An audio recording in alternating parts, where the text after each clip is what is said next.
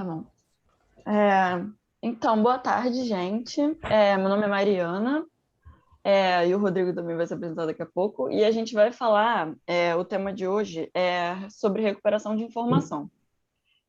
O professor, ele passou para a gente um artigo, que é esse, tem esse título, Deep Learning for Matching, Search and Recommendation, que é sobre o que a gente vai falar hoje.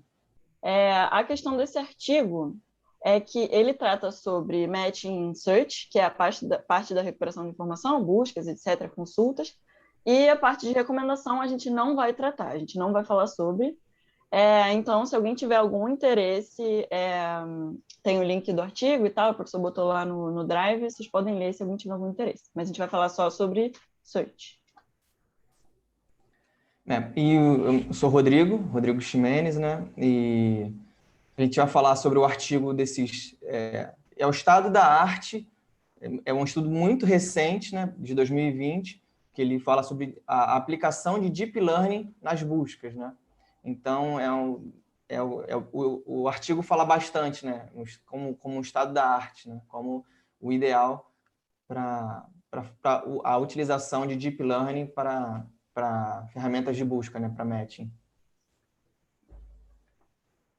Então, beleza. Esse aqui é o nosso cronograma. Então, hoje, na apresentação de hoje, dia 1, a gente vai falar sobre a introdução, qual é o problema, o que é esse matching no search, o que é recuperação de informação, e alguns modelos tradicionais de aprendizado de máquina, etc. Não vamos falar ainda de Deep Learning. Então, no dia 29 a gente vai entrar mais, e no dia 3 a gente vai entrar mais ainda, e aí trazer uma conclusão para vocês.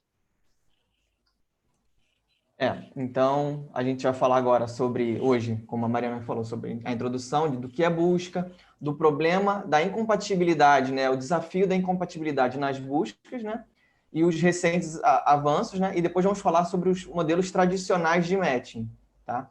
Antes de apresentar os modelos de Deep Learning, que será na próxima apresentação. Então, beleza. Agora a gente só deu um highlight ali, um bold, para mostrar que agora a gente vai começar falando sobre a introdução. Então, beleza.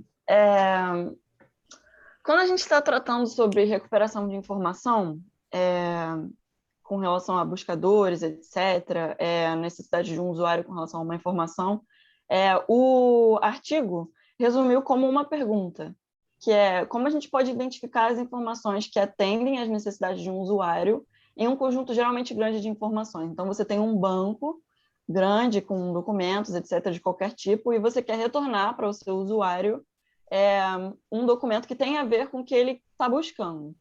Então, beleza, o objetivo é apresentar ao usuário apenas as informações de interesse e relevância no momento, lugar e contextos certos.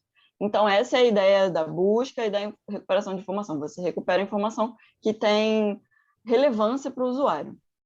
Então, um exemplo aqui que eles usam, que poderia ser qualquer coisa, mas o exemplo é, se um usuário estiver interessado em notícias sobre computação quântica, por exemplo, então ele faz a consulta computação quântica, ele entra com essas palavras no buscador, no seu mecanismo de busca que ele está usando, e aí artigos e notícias sobre o assunto serão retornados. Então, essa é a ideia, a gente retornar o que o usuário quer.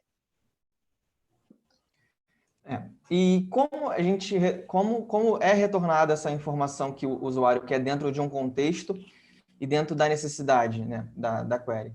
Existem máquinas de busca, né, que vão fazer essas consultas e vão utilizar essas palavras-chave que foram imputadas pelo usuário, né?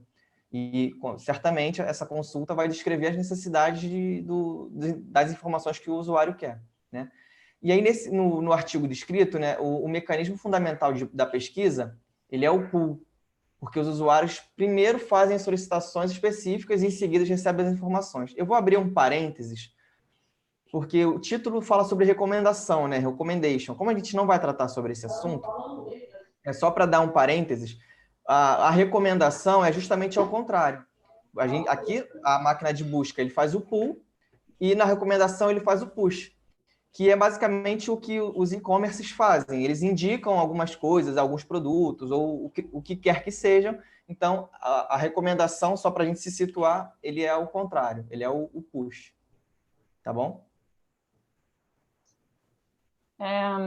Então, essa tabela que a gente está mostrando tem a ver com os mecanismos de busca, que o Rodrigo falou, as duas primeiras, e aí o resto a gente está querendo dizer que quem são os beneficiários de um mecanismo de busca são os usuários. Essa questão que ele entra com a sua palavra-chave, então ele é beneficiado com uma resposta que tem a ver com o interesse dele. Então, beleza, matamos ali beneficiário ao usuário.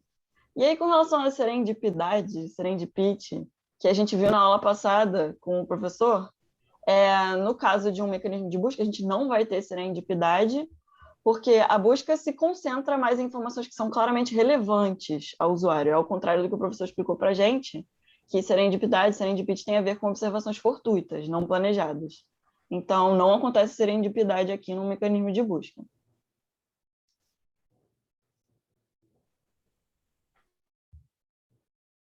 O Rodrigo travou? Eu travei? Eu acho que ele travou. Eu acho que o Rodrigo travou. Putz, Rodrigo, você travou.